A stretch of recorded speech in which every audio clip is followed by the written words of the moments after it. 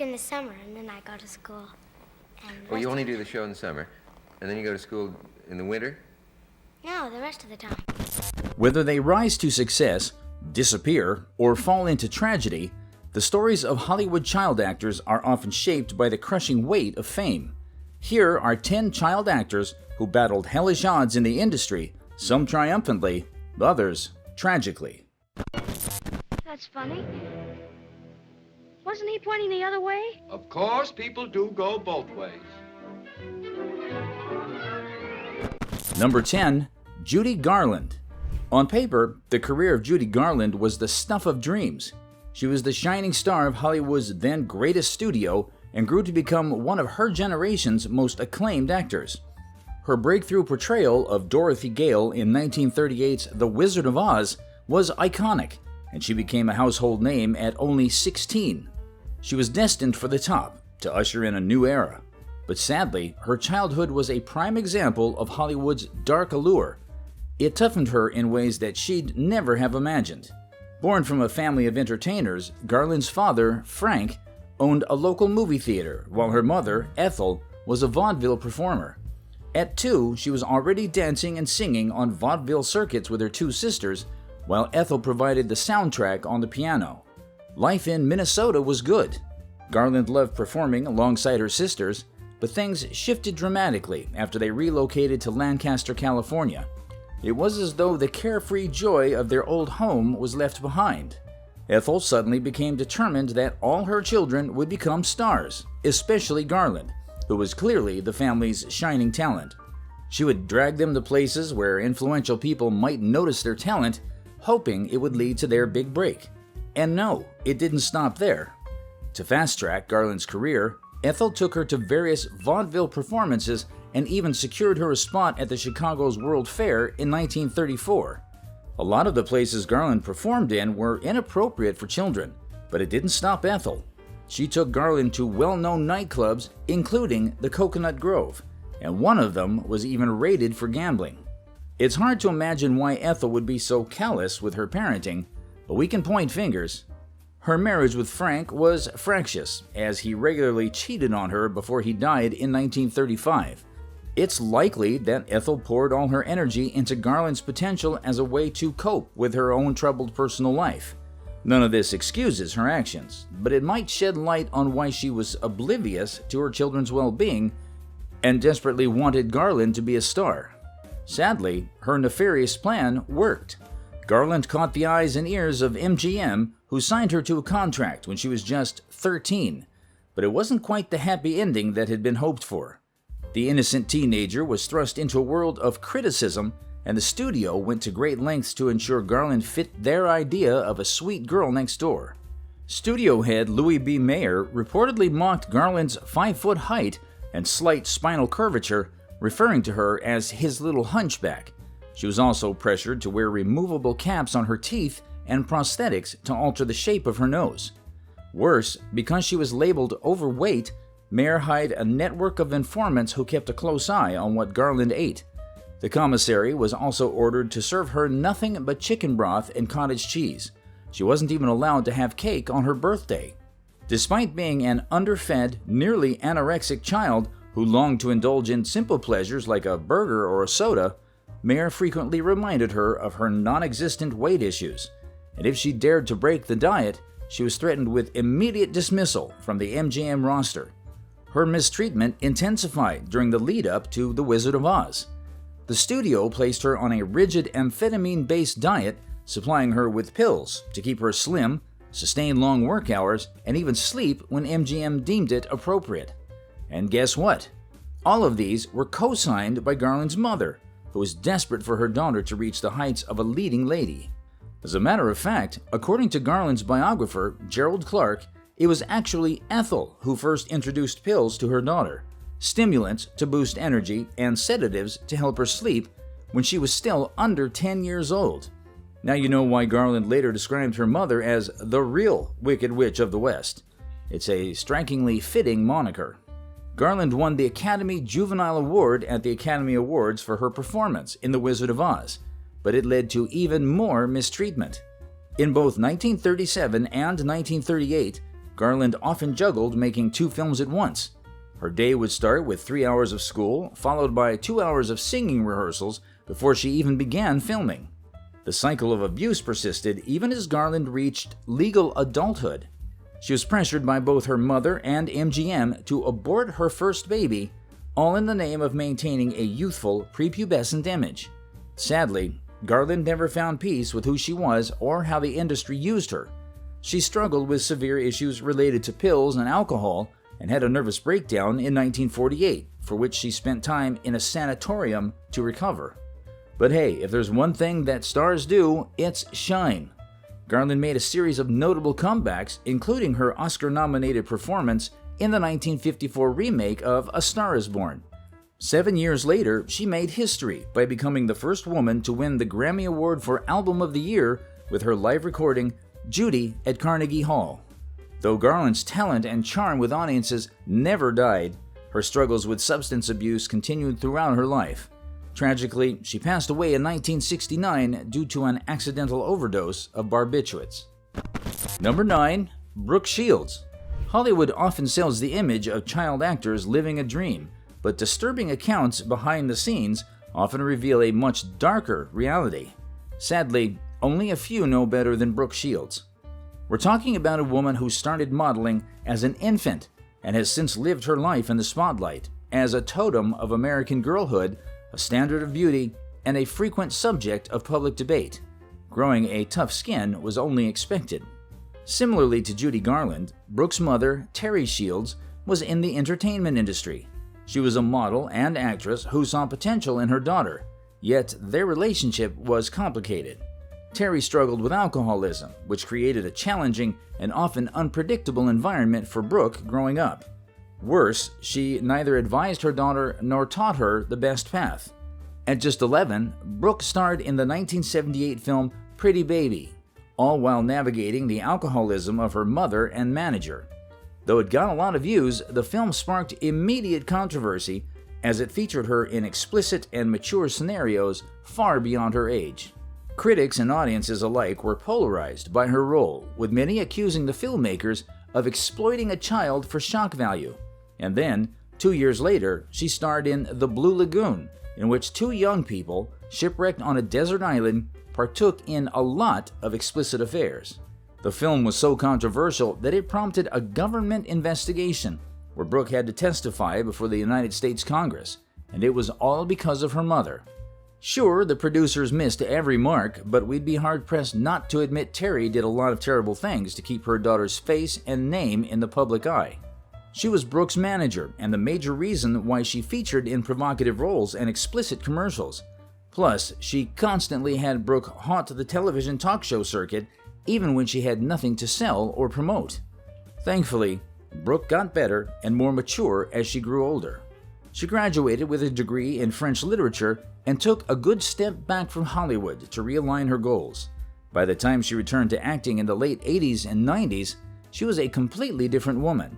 She starred in Suddenly Susan, a successful sitcom that ran from 1996 to 2000, and has been candid about the challenges she faced as a child star. She has also become an advocate for child actors' rights, openly discussing the need for better protections within the industry to prevent exploitation and ensure that young performers have a grounded support system. So you see, life can always get better. Brooke survived a nasty childhood, some disturbing early films, and a nation's creepy obsession with her to become a voice for positive change in Hollywood. I put confidential and everything. Good heavens, I'm afraid to ask the next question. What was in it? I forgot. Number 8. Anissa Jones. Hollywood has a dark history of young actors being used and discarded with little concern over their fates once they are forced out of the media spotlight. But while a few manage to find fulfillment in a new craft, many face a downward spiral, and this was especially true for Anissa Jones, who portrayed Buffy Davis on the sitcom Family Affair. Old-school Hollywood fans will remember Anissa Jones as an imaginative, charming kid who became part of many households. But who's telling her real story? In 1959, the Jones family moved to California, but it was no homecoming. Her parents divorced shortly after, which meant that her mother, Mary, needed to look for a job. Following a series of failed endeavors, a neighbor with a child involved in TV commercials suggested that Mrs. Jones consider a similar path for Anissa. After appearing in 4 commercials, a producer from Family Affair noticed her and signed her for the role of Buffy. But get this, because Buffy's character was closely associated with the Mrs. Beasley doll, an item that became a popular piece of merchandise from the show, Anissa was expected to carry it with her almost everywhere. On top of that, she was frequently placed in front of reporters to answer countless questions. Walk with me here. Imagine you're an actor who is constantly forced to embody your character in every aspect of your public life. You're asked to carry the same props, repeat the same lines, and even wear the same expressions as your character over and over. What do you think this would do to you? How would it impact your mental health? Would it blur the lines between who you are and who you're pretending to be? Now imagine you're just a child, barely old enough to understand the weight of such an expectation. Because this was Anissa Jones's reality. Just a few seasons into Family Affair, Anissa started facing issues with people mistaking her for her character Buffy. Time and again, she had to correct people and remind them to use her real name when conversing with her. The worst part is that Mary believed that Anissa found some degree of satisfaction in being recognized in public, as it gave her a sense of importance. Was that the case, though? Not really. The constant pressure of portraying Buffy and being forced to carry around a doll took a toll on her. The young actress found it increasingly difficult to maintain a sense of self, as the world around her demanded she be the character 24/7. And guess what? Anissa didn't even have breaks. Apart from the struggles of working on a weekly show, Anissa was required to do talk shows and publicity stunts and fly around the country to meet with sponsors and promote Family Affair. Her time, as set by contract, belonged to the production company and the network. It was so bad that Anissa expressed uncertainty about her future in show business and desired to retire by the age of 14. Would you even blame her? Anissa's parents were divorced, and she was pushed to be the family's breadwinner instead of having a normal childhood. This put her under a lot of physical and mental pressure, and she had to find strength in the deepest parts of her soul. It wasn't until 1971 that Anissa's life finally became her own again. Family Affair was canceled after 6 seasons, giving the 14-year-old star a chance to be herself, free from the psychological weight of a character who never aged and had limited room for personal growth.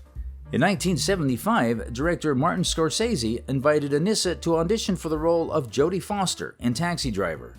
But by then, she had already become disillusioned with Hollywood. She craved a sense of normalcy and chose to attend Westchester High School in Los Angeles instead. Unfortunately, Anissa's life continued to unravel. She was in the middle of a bitter custody battle between her parents over her and her brother Paul, which her father won. However, he passed away shortly after, and instead of going to live with her mother, Anissa became a ward of the court. Soon she was taking jobs and quitting them, engaging in petty shoplifting, and practicing bad eating and sleeping habits. Turning 18, Anissa received around $200,000 in forced savings that she squandered in months. She died that same year of an overdose after a night of partying. Looking back, Anissa Jones's life was undeniably tragic. Much like Brooke Shields, she had the potential to find her footing after her tumultuous teenage years and live a fulfilling life. Unfortunately, she never had that chance. In any case, Anissa endured a great deal of physical and emotional pain that would have broken many adults, even by today's standards. She was incredibly tough, but it's heartbreaking that she never had the opportunity to fully prove her worth. Here's another actor with a similar fate. My mom and I were sold to Gardula the Hutt, but she lost us betting on the pod races. I'm a person, and my name is Anna. Number 7. Jake Lloyd. Given the theme of today's video, it's sad to see Jake Lloyd make the list. His story is one of profound tragedy and a heartbreaking series of events that shaped him into one of the toughest child actors in Hollywood history. As a child, Lloyd was cast as the young Anakin Skywalker in 1999's Star Wars: The Phantom Menace.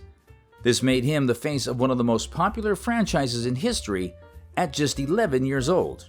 Seems like a dream come true, right? Alas, for Jake, it quickly became a nightmare. Fans, expecting a menacing Darth Vader in the making, could not reconcile their expectations with the reality of a young boy trying to navigate complex emotions and a vast universe.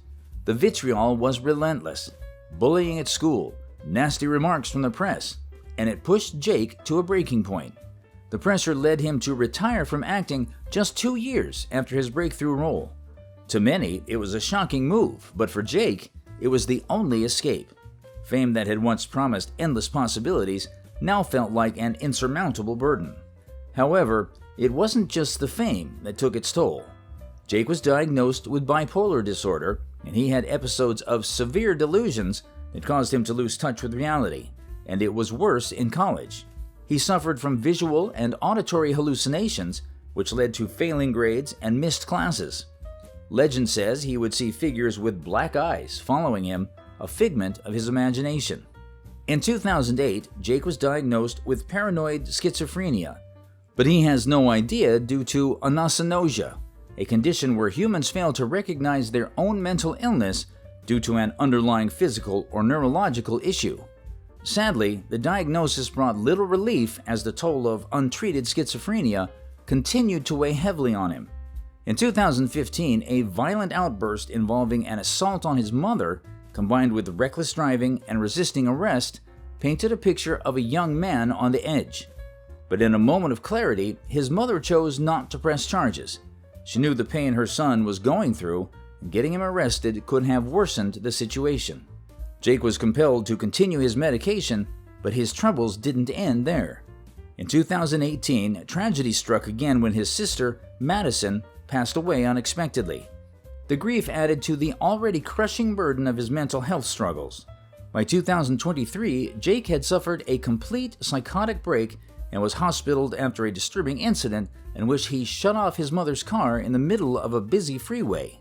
If there's one thing we've learned from Brooke Shields, it has to be that life can change at any moment. Jake Lloyd is only 35 years old, and he still has his life ahead of him. His journey in the industry may be over, but his strength is in his survival. Through his struggles, Jake has become an unsung example of the silent battles many child stars fight long after the cameras stop rolling. He has shown resilience and toughness in the face of such overwhelming odds, and we can only hope that life gets better. Number 6. Corey Feldman. Due to the never-ending controversy attached to his name, Corey Feldman may be one of the last tough child actors you'd think about, but make no mistake, he's great, really great. Right off the bat, Corey Feldman has no idea what it's like not to be famous. He starred in a McDonald's ad when he was just 3 years old, and in his words, he was literally famous before he knew his own name. The McDonald's commercial opened doors for roles in films like Stand By Me and The Goonies, and by the time he learned to read, he was already a household name. As a child, Feldman appeared in 50 different television series, including Mork and Mindy, 8 is Enough, and Cheers. He later transitioned to major films in the mid-1980s, starring in hits like Gremlins, Goonies, and Stand By Me. In 1987, he teamed up with Corey Haim in The Lost Boys, and the duo went on to become known as the Two Coreys, starring in films such as License to Drive and Dream a Little Dream. Despite his professional success, Feldman's personal life was marked by numerous tragedies. In his 2013 memoir, Choreography, he revealed that he was abused by his mother and exposed to numerous abusive men in the entertainment industry, many of whom he has yet to name. And guess what? It's these painful experiences that led him to a life of drugs and alcohol. In fact, to hear him tell it, Feldman's entire career started more or less against his will. Reflecting on his early years in acting, he has long explained that by the age of 3, children don't make their own decisions, and being forced to act so early meant that he felt subjected to what he called slavery. He also noted that while he became fortunate in his career, it was more his parents who benefited from it. Secondly, being famous and underage caused serious damage to him and his friends, including a loss of innocence and lost childhood, especially considering the pervasive culture of the casting couch, which is one of Hollywood's well-kept secrets. But hey, you know what they say, when a child rots, most of the blame goes straight to the parents. And yes, the decay started early. In his autobiography, Feldman describes his father as largely absent. He would spend hours every day getting high with friends instead of teaching solid values to his son. His mother, Sheila, probably worse. She was a former Playboy model who was particularly harsh on Feldman. She even mocked his weight and forced him to take diet pills. Feldman was declared legally emancipated from his parents when he was 15, though he'd lost the entirety of his acting fortune, saved for a modest $40,000. Starting over, he moved into his own apartment and regained his career momentum with roles in films like Lost Boys and License to Drive. To cope with the pressures of the industry, he began to experiment with cocaine and psychedelics, including mushrooms and acid. Over time, this escalated into a heroin addiction, leading to 3 drug-related arrests before he checked into rehab in December 1990. So far, one of the things we love most about Feldman is his bravery. Unlike many stars in the industry who were victims of abuse, Feldman has openly questioned the status quo. Through interviews and shocking reveals, Feldman has dared to speak out against the secrets and injustices that paint a much darker side of Hollywood. Remember Corey Haim?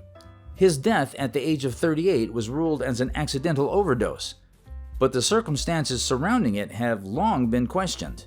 Feldman, who shared a deep bond with Haim, has gone so far as to suggest that there is one person responsible for Haim's death, a Hollywood mogul, and this individual needs to be exposed.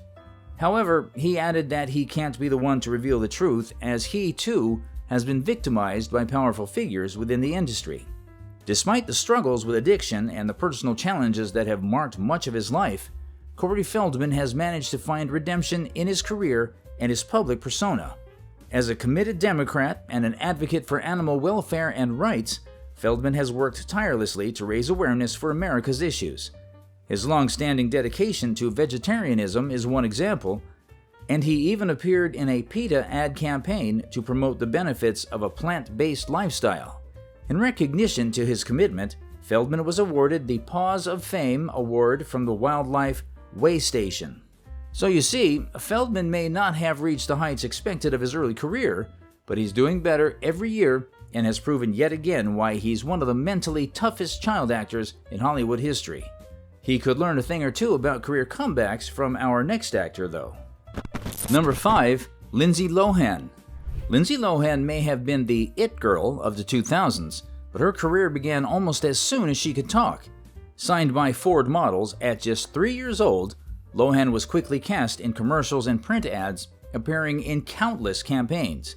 At 11, she starred in Disney's The Parent Trap in 1998, where she played 2 characters, twin sisters Annie and Hallie. Her talent won her instant fame, and she was praised for her impeccable comedic timing.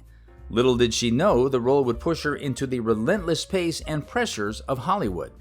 With long hours on set, constant rehearsals, and high expectations from Disney weighing heavily on her young shoulders, Lohan's life became a balancing act between typical childhood experiences and the demands of stardom.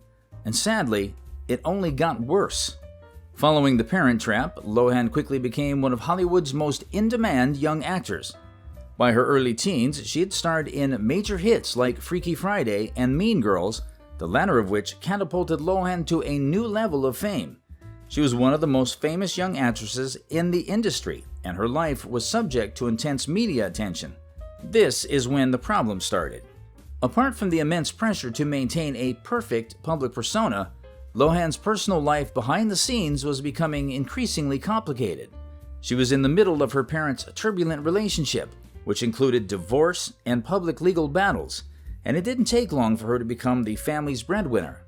As she moved into her later teens, the combination of personal and professional pressures began to affect Lohan's well-being. She was expected to work long hours, memorize scripts, and promote her films, often at the expense of a normal childhood. And don't even get me started about the endless waves of gossip and paparazzi. A simple step out of line spelled doom, and she had to bend her back over just to shield her public engine. Did anyone care about the starlet's health and well-being? Of course not. Hollywood is ruthless, and no one is safe from its menacing prance.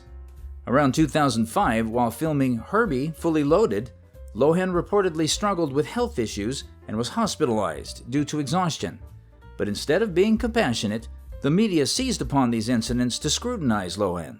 Throughout the late 2000s, Lohan succumbed to addiction and legal issues that continued to dominate headlines. Worse, her attempts to make a comeback with roles in Ugly Betty and Machete were overshadowed by publicized legal troubles, including stints in rehab and court appearances. We all watched the heartbreaking downfall of a young woman whose chaotic lifestyle derailed a once thriving career. She was on the brink of bankruptcy, and movie roles dried up when news spread about her problematic on-set behavior. Determined to revive her career despite the odds, Lohan tried her hand at fashion, but her struggles with substance abuse and erratic behavior often interfered with her professional endeavors. In 2014, Lohan made a bold decision to leave the United States and relocate to Dubai. It was a calculated move to be away from the press and focus on a sense of peace and stability. Thankfully, it worked. Over the years, she focused on her well-being and personal growth and returned to the screen in smaller roles. She also struck a 3-movie deal with Netflix and has appeared in 2 of the films already, Falling for Christmas and Irish Wish. Did you enjoy it, the experience? Yeah, it was the first birthday in my whole life that I actually enjoyed, because normally, when on my birthday, I pretty much sit in the bathtub and cry. No, why? Number 4. Drew Barrymore. Actress, producer, talk show host, businesswoman. Drew Barrymore is a woman of many talents, and she's captured audiences' hearts worldwide with charm and infectious energy. However, beneath the bright smiles and successful career lies a polarizing truth, a devastating struggle that almost cost her her career and life. Rising to fame at a young age, Barrymore starred as Gertie in Steven Spielberg's E.T. the Extraterrestrial. This early success thrust her into the spotlight, leading to a destructive path. Contrary to what many think, Barrymore was actually introduced to booze and drugs at an alarmingly young age. She began drinking at age 9, moved to smoke cannabis by 10, and was using cocaine by 12. Her mother was frequently absent and facing her own challenges, leaving Drew to handle the pressures of early fame without proper guidance. By her teenage years, Barrymore was deeply addicted to cocaine and alcohol. This destructive lifestyle severely impacted both her physical and mental health, resulting in several hospitalizations and rehab stays, all of which strained relationships and nearly jeopardized her promising career. Plus, Barrymore was under a lot of pressure. The parent-child dynamic between her and her mother was completely reversed, as she was the family's breadwinner. Thankfully, though, she was as tough as a nail. Unperturbed by a series of setbacks and relapses, Barrymore fought hard to get her life back on track. She was emancipated from her mother at the age of 14 and sought help from rehab, therapy, and group sessions. Gradually, she came to terms with the severity of her problem and how to address the emotional challenges that fueled her addiction, including issues of low self-esteem, resentment, and a deep need for validation. She also found solace and strength in building a support network of friends in recovery and mentors who understood her struggles. Though she never achieved a perfect relationship with her mother, she gained closure and healed old wounds. In recent years, Drew Barrymore has embraced a lifestyle centered around wellness and self-care. Her decision to quit drinking in 2019 marked a significant turning point in her recovery journey. Recognizing that alcohol was impeding her personal growth and happiness, she chose to focus on her mental and physical health, adopting healthier coping strategies and engaging in activities that brought her joy and fulfillment. This commitment to recovery has enabled Barrymore to be more present for her children and build deeper relationships with her loved ones. Additionally, she has become a strong advocate for mental health and self-care, using her platform to share her journey and encourage others to prioritize their well-being. This renewed focus on health and happiness has had a profound impact on both her personal life and career, helping her thrive as a successful actress, producer, and talk show host. If you've made it this far, chances are you're loving today's video, so why don't you hit the subscribe button and stay updated on the channel?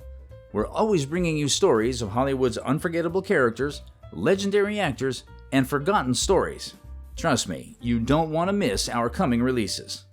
Already subscribed? Good. Check out who we've got next. Aw, Oh, this ain't no bomb, Mrs. Garrett. I'm gonna put my fish Abraham in this while I'm cleaning his bowl. Oh, I see. Number 3, Gary Coleman.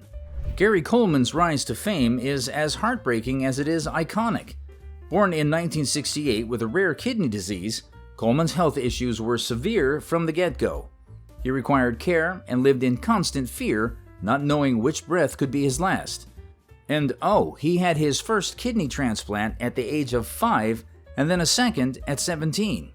But while he outlived the initial prognosis of dying at 12 years old, Coleman had to undergo dialysis 3 days per week, 4 hours per day, for the rest of his life. The treatments he required from a young age severely stunted his growth, capping him at a diminutive 4 feet and 8 inches. Did that stop his dreams, though? Of course not. Gary Coleman was as tough as nails, and he didn't let anything come in his way. At the age of 9, Coleman was discovered by a talent scout from the Norman Lear Agency who was searching for actors to star in a revival of the classic Little Rascals comedy series. Although the project never materialized, Coleman's small stature became an asset in other roles, allowing him to portray precocious characters much younger than his actual age. His breakthrough role came in 1978 when he was cast as Arnold Jackson on the new sitcom Different Strokes, where his humor and the catchphrase, "What you talking about, Willis?" won over audiences. The show was an instant success, and he earned several accolades, including 2 Young Artist Awards, one in 1980 for outstanding contribution to youth through entertainment, and another in 1982 for Best Young Actor in a Comedy Series. He also won 3 consecutive People's Choice Awards for Favorite Young TV Performer from 1980 to 1983, along with nominations for 2 TV Land Awards. Despite his success, the show's producers continued to cast him in younger roles due to his appearance, even as he entered his teenage years. This led to emotional stress and a feeling of being trapped in his youthful on-screen persona. Eventually, Different Strokes incorporates his character's health issues into the plot, where Arnold discovers he will never grow taller. But while his on-screen issues were solved to an extent, his off-screen life was a different ballgame. Despite making more than $18 million in his career and about $100,000 per episode at his peak, he saw virtually none of it.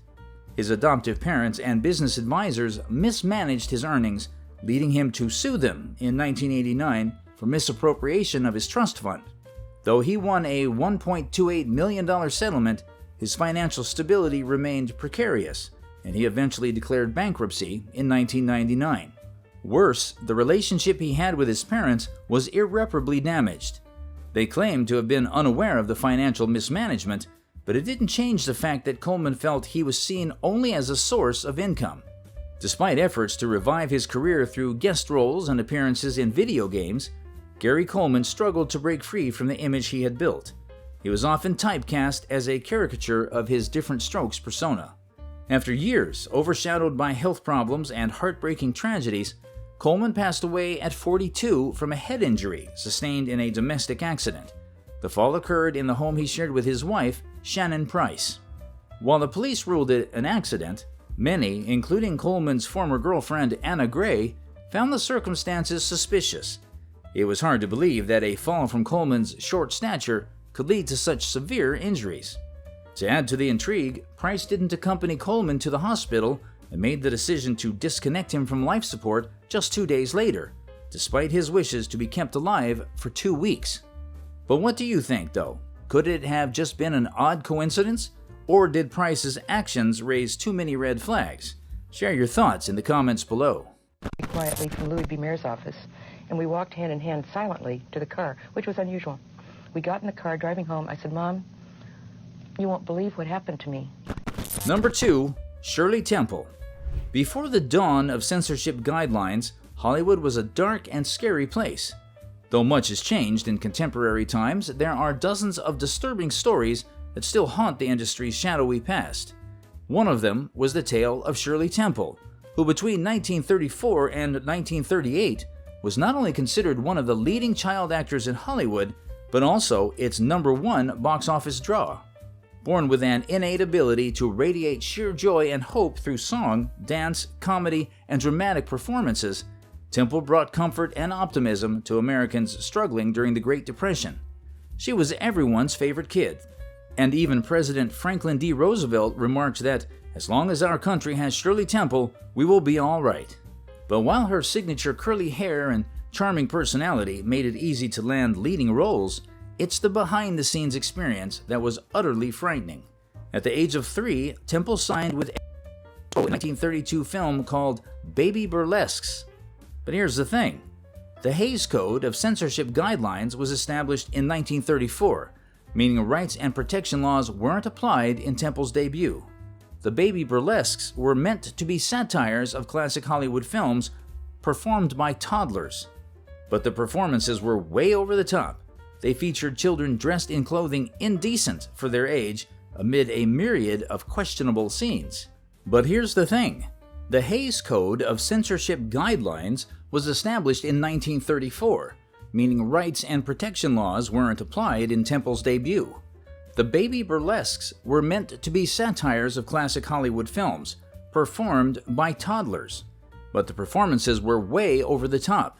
They featured children dressed in clothing indecent for their age amid a myriad of questionable scenes.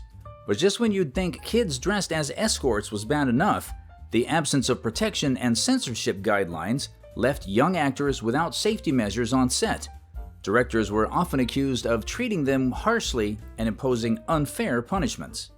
A 3-year-old Temple was expected to follow rigorous schedules, perform long hours on set, and endure the intense demands of Hollywood studios. And hey, don't even get me started on the lack of empathy. To threaten and punish uncooperative child actors, director Charles Lamont kept a soundproof black box 6 feet on each side that contained a block of ice. Infamously known as the Black Box, offending children were locked within this dark, cramped interior and either stood uncomfortably in the cold, humid air or had to sit on the ice. Those who dared tell their parents were threatened with further punishment. Can you finally see why Temple retired from acting at the age of 22? Child stars were subjected to horrific conditions, and no one cared to set this right. Post-Hollywood, Temple became a diplomat and was appointed to represent the United States at the 24th United Nations General Assembly.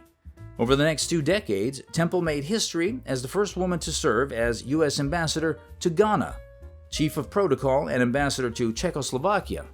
She also played an active role in addressing major environmental issues, particularly as the U.S. delegate to the 1972 United Nations Conference on the Human Environment.